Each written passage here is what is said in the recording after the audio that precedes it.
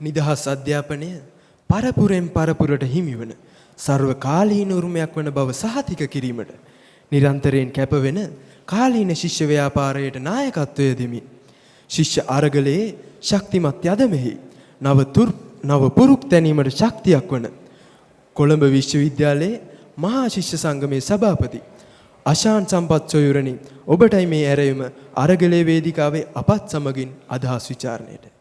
සුබ සන්ධාවක් වෛද්‍යපීඨ ශිෂ්‍ය සංගමය ඒ වගේම වෛද්‍යපීඨ සුබ සාධක සංගමයේ සභාපති ඒ වගේම අනිකුත් සියලුම සහෝදක සහෝදරයන්ගෙන් ඒ වගේම වෙණු වේදිකසිංහ සහෝදරයාගේ ආදරණීය මෑණියන්ගෙන් ඒ වගේම සුගත් අශෝක ද සිල්වා සහෝදරයාගේ ආදරණීය සහෝදරයාගෙන් ඒ වගේම පද්මසිරි ත්‍රිමා වෙත්තාරණ සහෝදරයාගේ ආදරණීය සොයුරාගෙන් අවසරයි.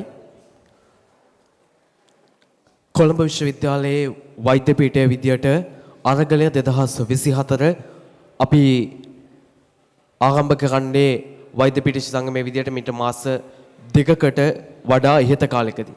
ඊටමත් ක්‍රමිකව විකාශනය වුණු වැඩසටහනක අවසන් දිගහැරුම තමයි මේ විදියට ඔවුන්ගේ වෛද්‍ය පීඨය තුළ මේ ආකාරයෙන් ඔබ වෙනුවෙන් ගෙනහැර දැක්වේ.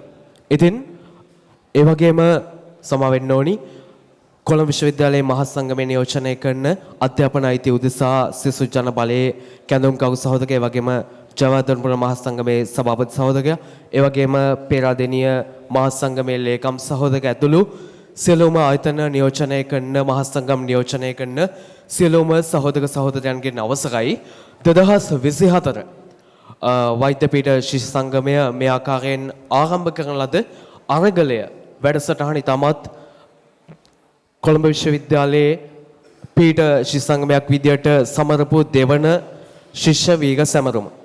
ඉතින් ඉතාමත් සතුටු වෙනවා මහා සංගමයේ විදියටත්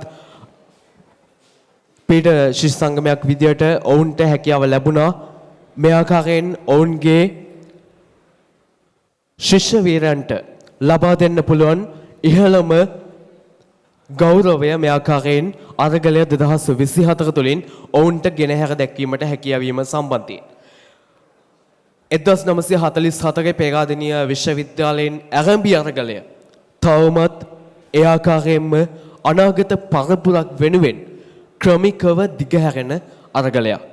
ඉතින් ශිෂ්‍ය වීරයන් මෙහි මත ලේ දහඩිය ඔවුන්ගේ සිහිනයන් ඔවුන්ගේ මතු පරපුරක බලාපොරොත්තු වෙනුවෙන් කැපකරුන් ලැබුවා.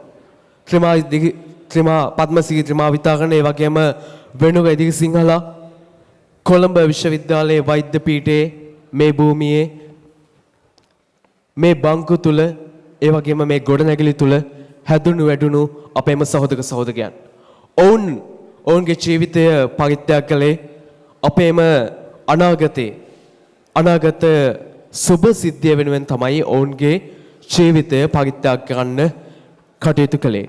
ඉතින් නිදහස් අධ්‍යාපනය පොදු ජන අයිතීන් ඒ වගේම නිදහස් සෞඛ්‍ය සුරක්ෂිත කරන්න තමයි මේ අරගලය ක්‍රමිකව ඉස්සරහට ආවේ.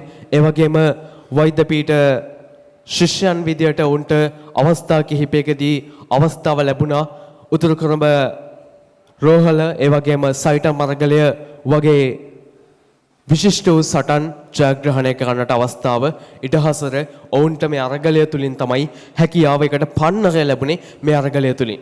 ඉතින් තවමත් මේ විශ්වවිද්‍යාල පද්ධතිය තුල මේ අරගලය අපිට ක්‍රියාත්මක කරන්න සිද්ධ වෙලා තියෙනවා. මොකද අපි විශ්වවිද්‍යාල පද්ධතිය තුල ඉන්න ශිෂ්‍යයන් විදියට ශිෂ්‍යාවන් විදියට අපි හොඳාකාරවම දන්නවා මේ විශ්වවිද්‍යාල පද්ධතියේ අද වන විට මොන වගේ ප්‍රශ්නද මොන වගේ ගැටලුකාරී තත්ත්වයන්ද මේ විශ්වවිද්‍යාල පද්ධතියට අද දවසේ ඇතුල් වෙන ශිෂ්‍යයන්ට අනාගතයේ ඇතුල් වෙන ශිෂ්‍යයන්ට මොන වගේ ගැටලුකාරී තත්ත්වයන්ද මේ විශ්වවිද්‍යාල පද්ධතිය තුල නිර්මාණය වෙලා තියෙන කියලා.